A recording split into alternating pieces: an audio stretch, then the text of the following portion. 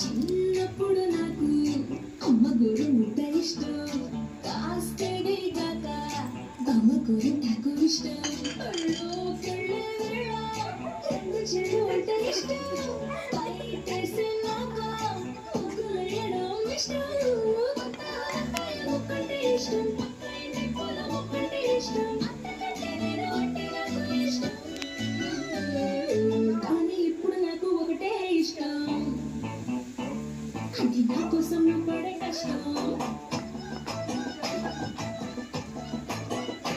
కూడా బాగుంది.